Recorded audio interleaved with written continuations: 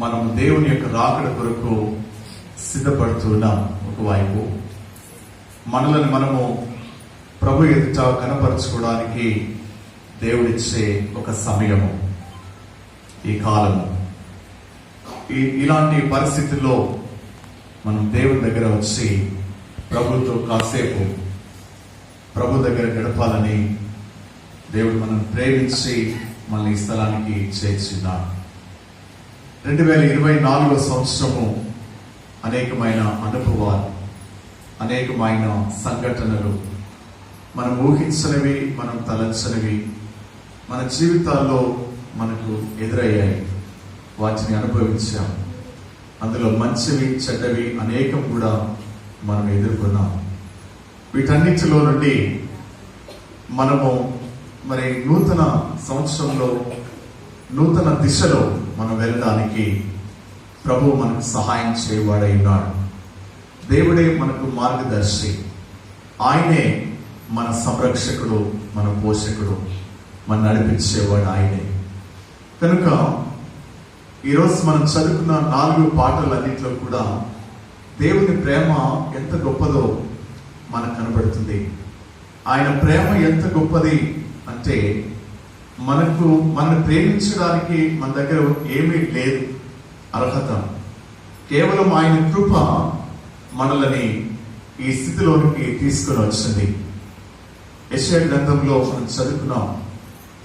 యెషయా గ్రంథము 1వ అధ్యాయం 1వ వచనంలో 4 రాజుల పేర్లు కనబడతాయి. అక్కడ ఆ 4 రాజుల కాలము దాదాపు 100 సంవత్సరాలు వారు పరిపాలించారు.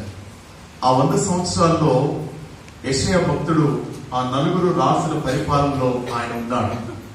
ఆ కాలం అంతటిలో ఆయన ద్వారా దేవుడు మాట్లాడిన మాటలు చాలా గొప్పవి. 2 విషయాలు అక్కడ చెప్పాడు.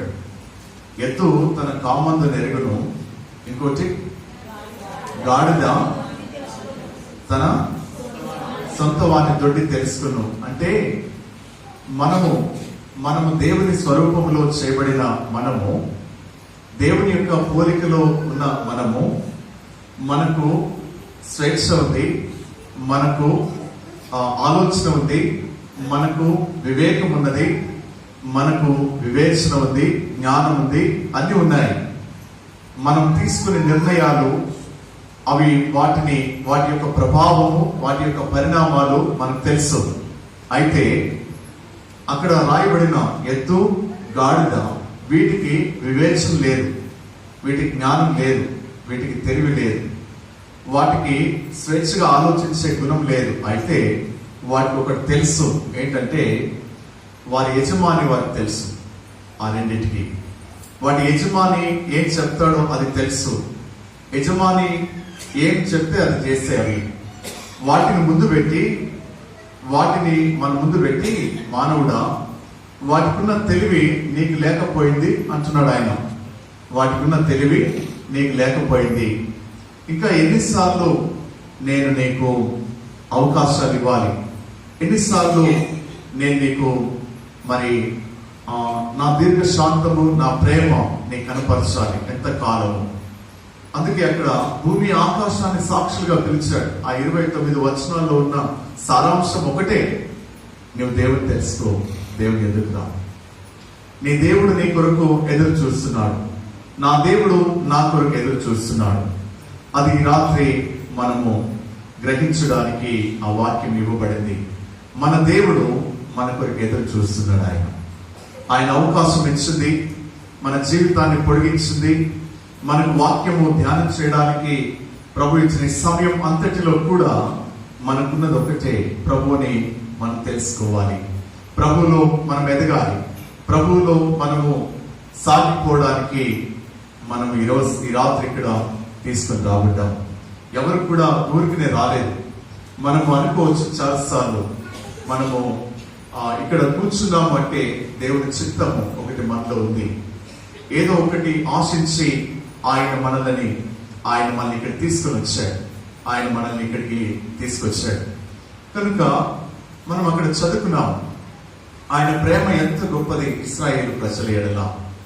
ఆయన ఒక మాట చెప్పాడు కదా, 18వ వచనంలో మాట ఉంది, మీరు సమ్మతించి నా మాట విని ఎడలా భూమి మీద ఉన్న మంచి పదార్థములను మీరు అనుభవించగలరు. సిద్ధు ఆ ముందున్నవన్నీ ఒకటే అని అర్థం. ఇట్లా నిన్నే డ్రాయింగ్ వేసే సమయం తమ్ముడు. ఓకే, హల్లెలూయా హల్లెలూయా. ఈ రాత్రి ఇక్కడ మనం చేరి ఉన్నది మనము దేవుణ్ణి, ఆయన ప్రేమని మనం తెలుసుకోవడానికి. దేవుని యొక్క ప్రేమ మన ఎడల ఎంత గొప్పదో మనం తెలుసుకోవడానికి. మనం ఎంత బలహీనులమైనప్పటికీ ఆయన మన కనికరించి మనల్ని ఇంకా నడిపిస్తున్నాం దేవుడు. మనము అపోస్తల కార్యముల గ్రంథంలో మనం చదువుకున్నాం. అక్కడ అద్భుతమైన ఒక సంఘటన, ఆ రాత్రి అక్కడ జరిగినటువంటి పరిణామము మనకు తెలుసు కదా. అక్కడ పౌలు శీలను వారు తీసుకొని చెరసాలలో ఉన్నప్పుడు ఆ చెరసాల ఆరాధన స్థలంగా మారిపోయింది. వారి సంఖ్యలో స్తుతులపై ఆసీనుడైన దేవుణ్ణి స్తుతించాయి. వారి ఆరాధన అక్కడ భూమిని కదిలించింది. చెరసాల బ్రద్దలైపోయింది. వారి ఆరాధన అక్కడ ఉన్నటువంటి నాయకుడిని ప్రభు యొద్దకు నడిపించింది రక్షణలోనికి. వాడు ఏం మాట్లాడలేదు, అయ్యలారా రక్షణ పొందడానికి నేనేం చేయాలని అడిగాడు, అంతే, ఒకే మాట. ఆ పరిణామము, ఆ సందర్భం, ఆ సంఘటన అతని జీవితాన్ని, అతని ఆలోచన విధానాన్ని పూర్తిగా మార్చివేసినట్లుగా మనం గమనిస్తూ ఉన్నాం. అంటే మనము విశ్వాసులుగా, క్రైస్తవ సంఘము కాలము గడుస్తున్న కొద్దీ ఇలాంటి పౌలు శీలలు అనుభవించే పరిస్థితుల్లోనికి మనం నెట్టివేయబడుతున్నాము.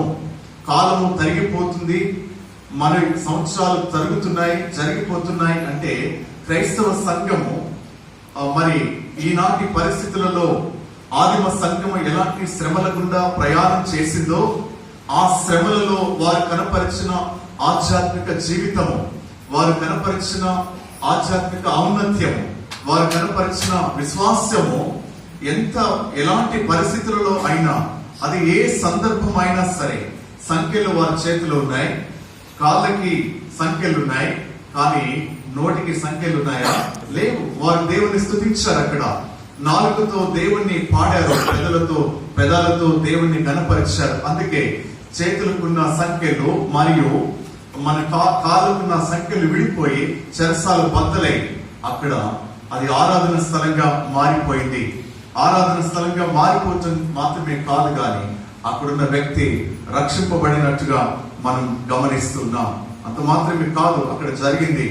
ఆ రాత్రి అతడు వారిని బాప్తిసం తీసుకున్న తర్వాత 33వ వచనంలో చూడండి, రాత్రి ఆ గడియలోనే అతడు వారిని తీసుకుని వచ్చి వారి గాయములు కడిగాడు. ఏ సంఖ్యలైతే, ఏ చేతులైతే పౌలుకి శీలకి మన సంఖ్యలు బిగించాయో ఆ చేతులే వారి గాయములు కడుగుతున్నాయి. ప్రేమ, దేవుని యొక్క ప్రేమ, మారు మనసు పొందిన వ్యక్తికి, రక్షింపబడిన వ్యక్తికి, పశ్చాత్తాపడిన వ్యక్తికి కనపరిచే లక్షణం అక్కడ మనం గమనిస్తున్నాం.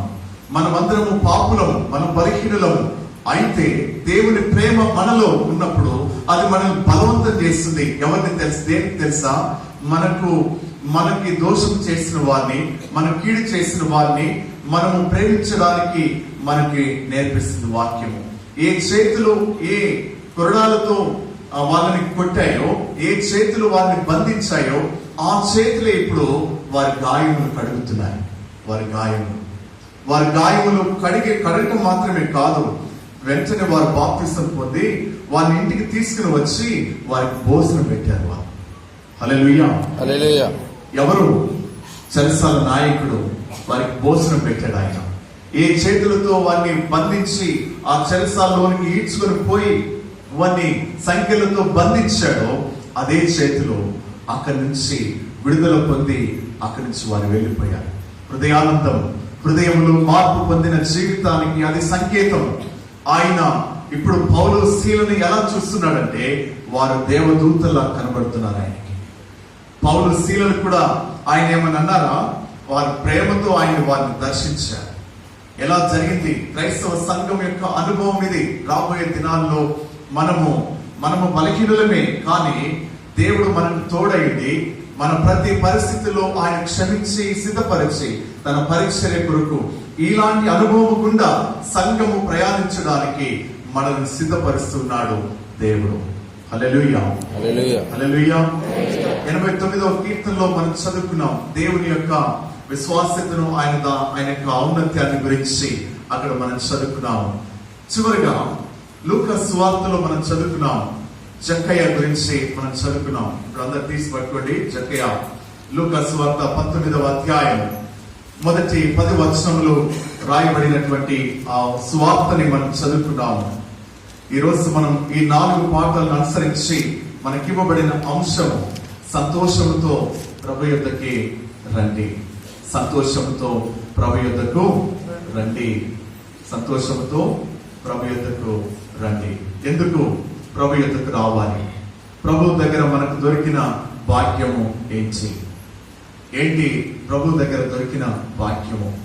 యెషయా గ్రంథంలో మనం చదువుకున్నాం, ఎంతకాలమయ్యా మీరు నాకు దూరంగా ఉంటారు, మీరు నా దగ్గరికి వస్తే భూమి మీద ఉన్న మంచి పదార్థములన్నీ మేమే అది మీకు అనుభవించడానికి ఇస్తాను. అక్కడ మనము ఆ అపోస్తల కార్యముల గ్రంథంలో చదువుకున్నాము.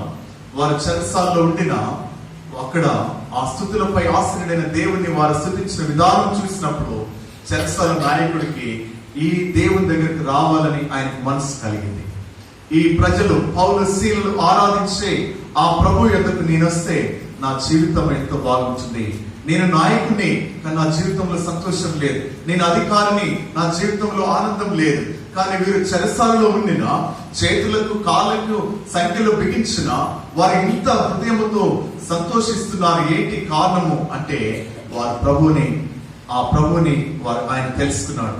వారు ఆరాధించే ప్రభువు గొప్పవాడని, వారు ఆరాధించే దేవుడు అత్యున్నతమైనటువంటి దేవుడని, ఆయన ప్రేమ గొప్పదని తెలుసుకున్నారు.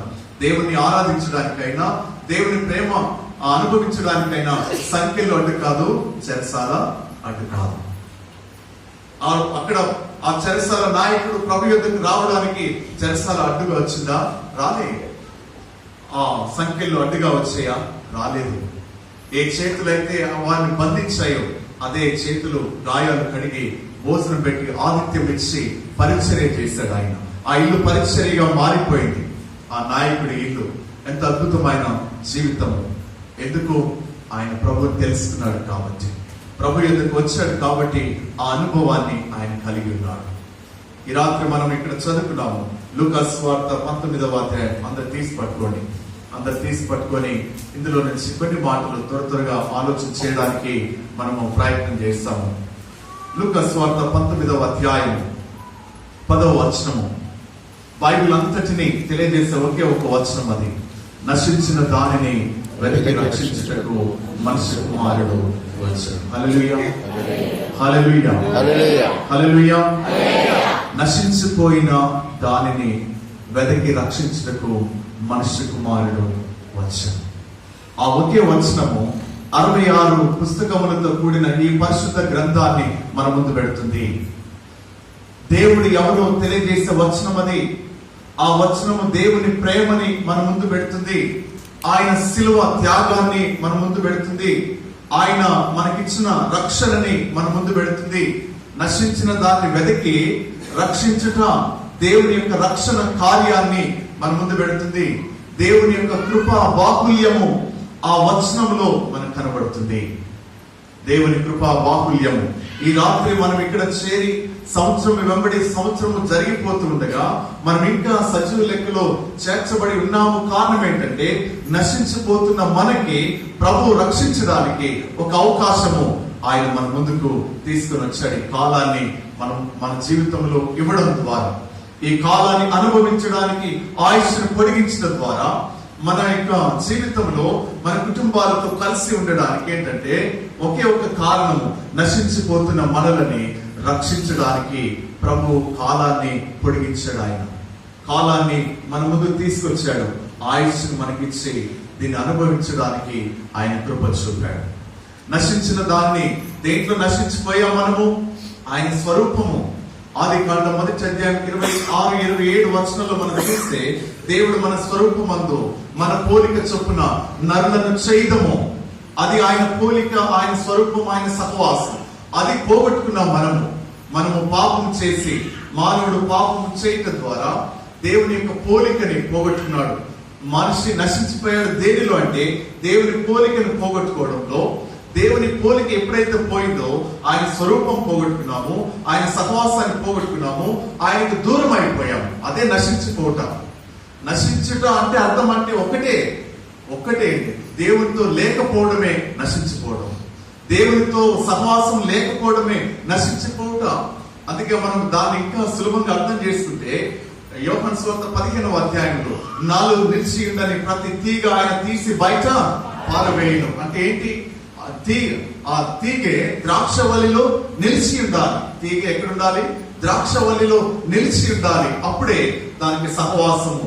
ఆ ద్రాక్షవల్లిలో ఉంటేనే దానికి ఫలము, ద్రాక్షవల్లిలో ఉంటేనే దానికి గౌరవం, ద్రాక్షవల్లిలో ఉంటేనే దానికి జీవము, ద్రాక్షవల్లిలో ఉంటేనే అది సమృద్ధి పంటని ఇస్తుంది ఆ తీగ. అందుకే మనము ఇక్కడ నశించిన దానిని వెతికి రక్షించుటకు మనుష్య కుమారుడు వచ్చను అని చెప్పడంలో ప్రభు యొక్క ఉద్దేశం ఏంటంటే, నా పోలికని తిరిగి ఇవ్వడానికి వచ్చాను, నా సహవాసాన్ని మీతో పంచడానికి వచ్చాను, నా స్వరూపాన్ని మీకు ఇవ్వడానికి, నా మహిమను మీకు ఇవ్వడానికి, మీరు కోల్పోయిన స్థానాన్ని తిరిగి మీకు ఇవ్వడానికి నేను వచ్చాను అని అక్కడ స్టేట్మెంట్ ఇస్తున్నాడు ప్రభు. ఈ రాత్రి ప్రభు మనకు అదే ఇస్తున్నాడు ఆయన కదా. కొన్ని మాటలు మనం గమనించుదాం. జక్కయ్య జీవితంలో నుండి లూకా సువార్త 19వ అధ్యాయము మొదటి 10 వచనాలు. జక్కయ్య జీవితము గురించి మనకు తెలుసు. బాగా ఎరిగిన వారు అనేక సండే స్కూల్స్ లో గాని అనేక సందర్భాల్లో ఈ వాక్యం వింటూ వచ్చేసాము.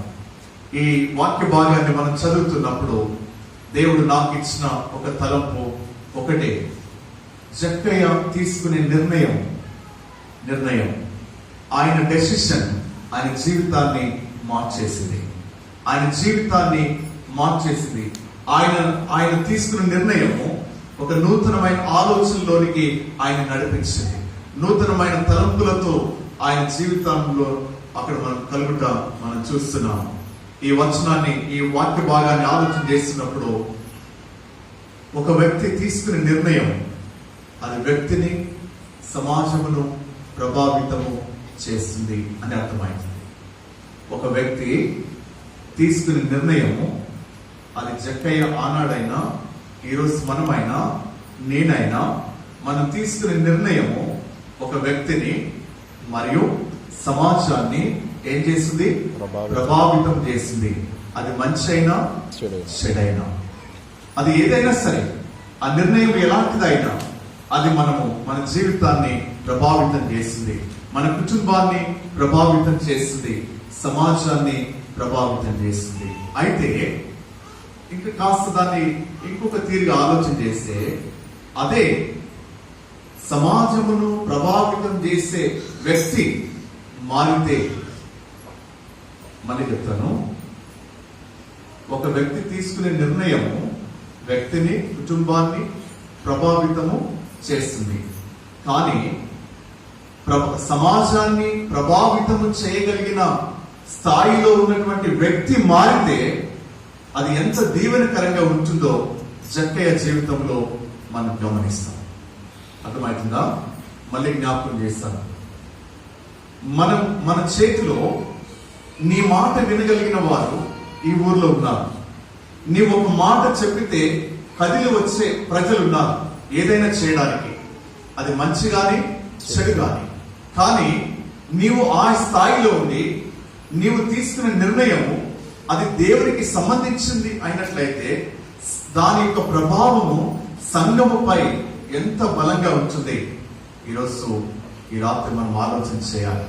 ప్రభావితం చేయగలిగిన స్థాయిలో ఉన్నటువంటి మనము, మన ఇంటిలో అయినా, మన కుటుంబంలో అయినా, మన జీవితంలో అయినా, నా జీవితంలో అయినా, నీ జీవితంలో అయినా, సంఘములో అయినా నీవు ప్రభావితం చేయగలిగిన స్థితిలో దేవుడు నిన్ను ఉంచాడు. ఇది మనం నమ్ముతున్నాం. నా మాట వింటారు ప్రజలు, ఎస్ వింటారు, దేవుడు నీకు ఇచ్చిన ఆధిక్యత.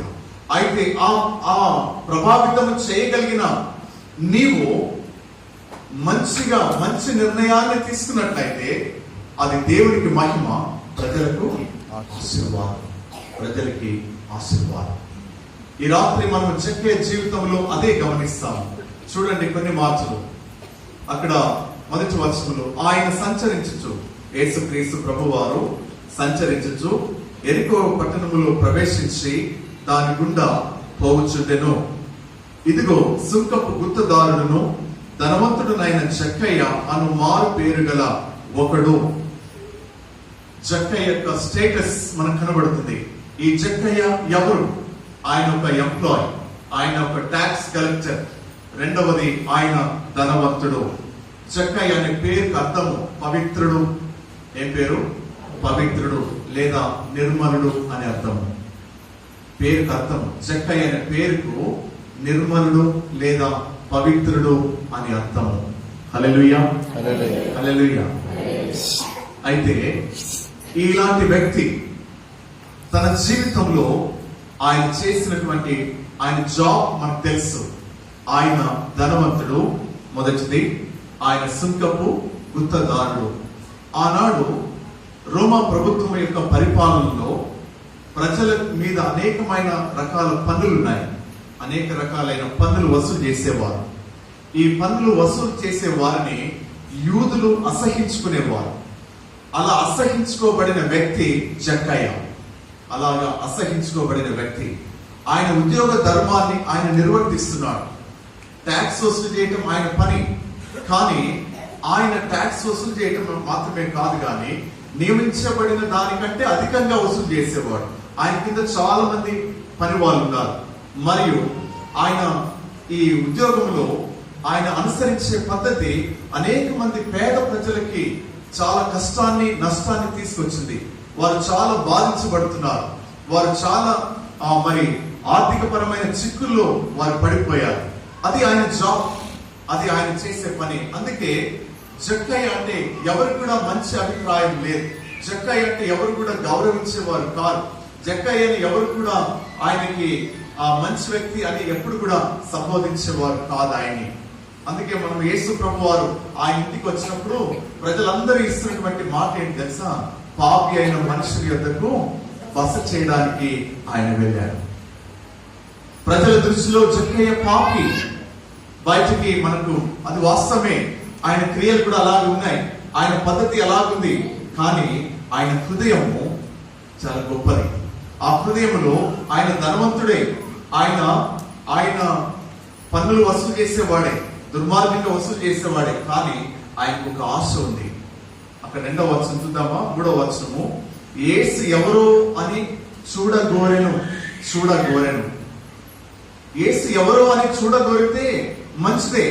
అందరూ దారిలో పోతుంటే చూస్తూ ఉంటారు కదా, దారిలో వెళ్తుంటే ఎవరినైనా చూస్తారు. కానీ ఆయన యేసుని చూసే క్రమంలో ఆయన అనుసరించిన పద్ధతి చాలా గొప్పది. 4వ వచనంలో ఉంటుంది. అప్పుడు యేసు ఆ త్రోవను రానయ్యుండెను గనుక అతడు ముందుగా పరిగెత్తి. హల్లెలూయా. ఆయన ఎవరండి? ధనవంతుడు. ఆయన ఒక ఉద్యోగి రోమా ప్రభుత్వంలో. ఇంత ఆధిక్యత ఉన్నవాడు ఎవరికంటే ముందు పరిగెత్తుతున్నాడు? తనని ఏ ప్రజలైతే దూషిస్తున్నారో, ఏ ప్రజలైతే ఆయన అవమానిస్తున్నారో, ఎవరైతే లెక్క చేయరో వారి ముందు ఆయన దర్పాన్ని ప్రదర్శించడానికి ప్రయత్నం చేయడం లేదు.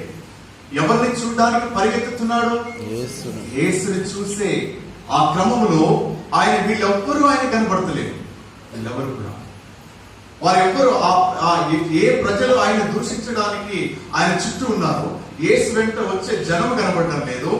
ఆయన ఆ ప్రజలందరికంటే ముందు పరిగెత్తుతున్నాడు. పొట్టివాడు కాబట్టి త్వరగా మేడి చెట్టు ఎక్కడానికి ఆయన వెళ్తున్నాడు. మేడి చెట్టు ఎక్కడానికి ఎందుకు? యేసుని చూడాలని ఆశ.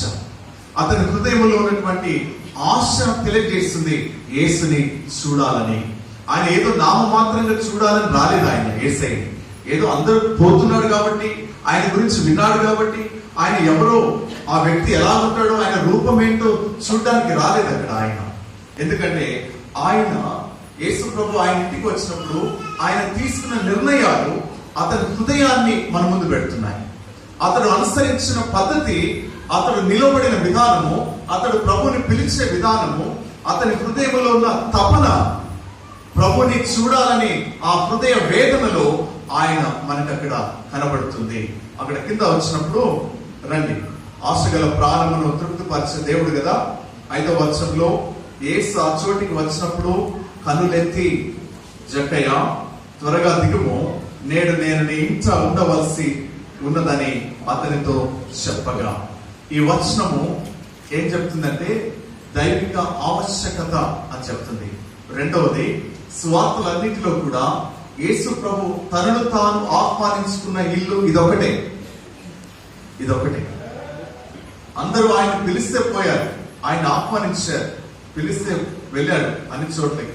కానీ ఆయనంతటా ఆయన ఆహ్వానించుకున్న వ్యక్తి జక్కయ్య ఇల్లు. ఈ రాత్రి అలా పిలుస్తుందామా మనము? యేసయ్య అర్థమైందా? నీ ఇంటికి, నా ఇంటికి, నా జీవితంలోనికి ప్రభువా నీవు నాతో ఉండాలి. నిన్న దినము మేము తండ్రి గారి దగ్గరికి వెళ్ళాము. తండ్రి గారు వాళ్ళ అమ్మాయి 90 సంవత్సరాలు. మా పాప గారు ప్రార్థన చేయండి, మార్చి 21 నుండి 10th క్లాస్ ఎగ్జామ్స్ ఉన్నాయి అని చెప్పినప్పుడు ఆ అమ్మ నాకు మాట చెప్పింది. నేను కూడా ఎప్పుడు అలా తలంచలేదు, చాలాసార్లు ప్రార్థన చేశాను ఇదంతా కూడా. కానీ నేను ప్రార్థన చేశాను, కానీ దానికి కూడా చెప్పు, ప్రభువా నీవు నాతో ఉండాలి, అంతే, నువ్వు నాతో ఉండాలి. నేను ఎలా సిద్ధపడకపోయినా, నేను ఎంత కష్టపడినా, అమ్మ చెప్పిన మాట ఏంటంటే, మనం ఎంత కష్టపడు, ఎన్ని చేయి, ఏది చేసినా యేసయ్య మనతో లేకపోతే నడవదు.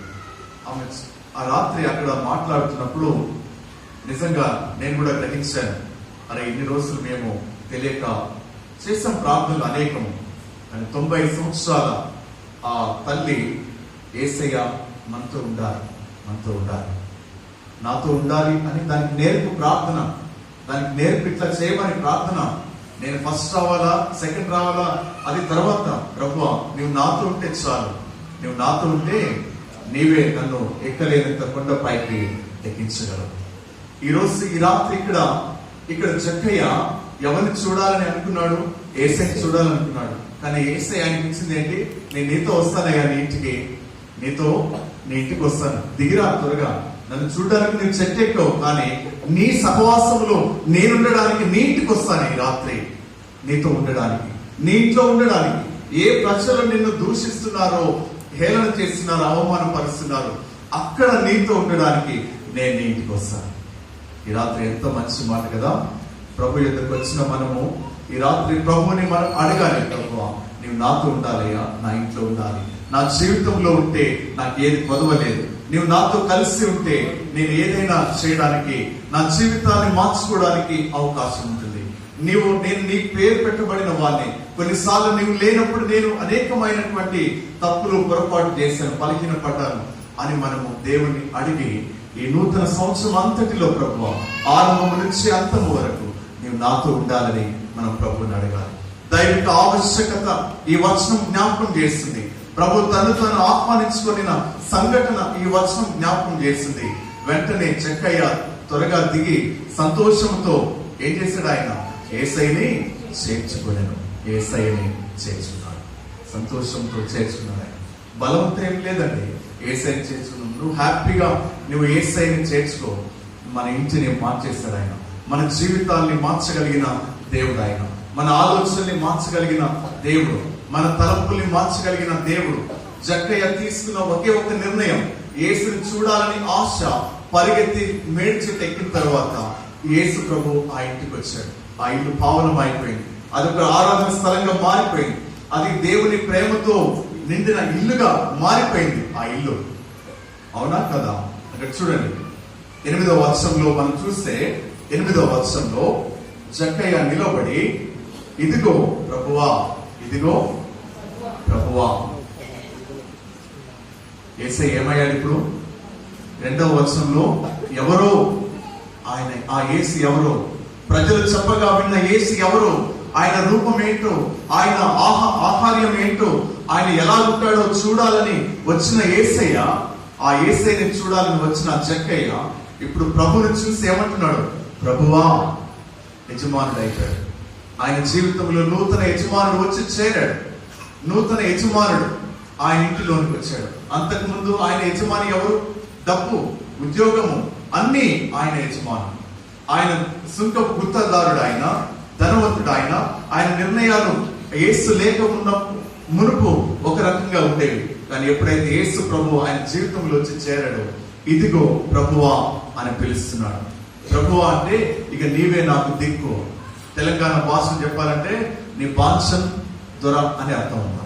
మన భాషను చెప్పాలంటే ఇక నీవు తప్ప నాకు ఇంకొకటి లేదు ప్రభువా. ఆయన నిర్ణయాలు యేసునద్దకు వచ్చినప్పుడు మన నిర్ణయాల్లో మార్పు జరుగుతుంది. అక్కడ ఏం జరిగేది? 4 విషయాలు జరిగినాయి.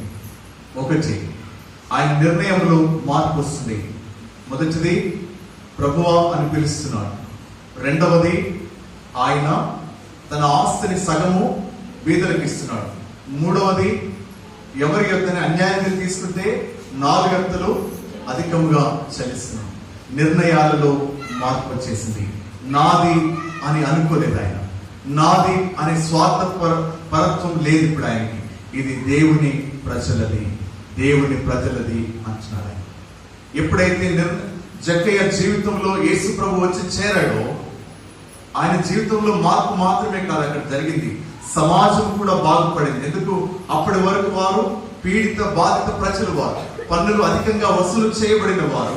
జక్కయ్య మారిన తర్వాత అధికంగా పన్నులు చెల్లించే అవకాశం ఉంటుందా? నియమింపబడిన పన్నులు తప్ప వారు బాధించబడతారా? వారు విడుదల పొందుతారు, వారు సంతోషపడతారు. అయ్యో, ఒక వ్యక్తి మారిపోయాడు అనేసరికి ఆ జీవితంలో ఆ ప్రాంతం అంతా కూడా మారిపోయింది. ఒక వ్యక్తి మారటం ద్వారా ఆ గ్రామము మారిపోయింది. ప్రజల జీవితాల్లో మార్పు వచ్చింది. ప్రజల జీవితాల్లో వెలుగులు వచ్చేసాయి. వారు విడుదల పొందారు అన్ని విషయాలు. ఈ రాత్రి ఈ ఊర్లో, ఈ సంఘంలో, ఈ 2025 ఈ గడియల్లో నీవు ప్రభావితం చేయగలిగిన స్థితిలో దేవుడు నిన్ను ఉంచాడు. నేను కూడా నమ్ముతున్నాను. అయితే ఆ ప్రభావితం చేయగలిగిన నీవు ఆ ప్రజలని దేవుని వైపు నడిపించు. నీవు తారు, ఆకాశంలో వెలిగే ఒక తార అవుతుంది. ఏ ప్రజలు మనము అనేకమైన వాటికి బయట మనము వారిని నడిపిస్తాం అన్ని చోట్లకి, ఏం తొందర లేదు. కానీ అదే ప్రజలని నీవు దేవుని యొద్దకు నడిపించినట్లయితే, ఆనాడు జ్ఞానులు నడిపించిన ఆ నక్షత్రము యేసు ఉన్న చోటికి వచ్చి ఆగిపోయిన తర్వాత వాళ్ళు అక్కడ ఆ తర్వాత వారు తిరిగి వెళ్ళేటప్పుడు వారికి నక్షత్రం వచ్చిందా? ఎవరు మాట్లాడారు వారితో? దేవుడు బోధించాడు. దేవుడు బోధిస్తే వారు పక్కకుండా వెళ్ళిపోయారు. నీవు కూడా అదే చెయ్యి. ఈ 2025 సంవత్సరంలో ఆ ప్రజలందరినీ దేవుని వాక్యం యొక్క తీసుకొచ్చి ఇక్కడ వదిలిపెట్టు. వారిని ఇక్కడ వాక్యం విన్న తర్వాత వాళ్ళు మారిపోయి లోకంలోనికి వెళ్తారు, దేవుని చేత నడిపించబడతారు. వారు అర్థమవుతుంది కదా? అర్థమవుతుంది కదా?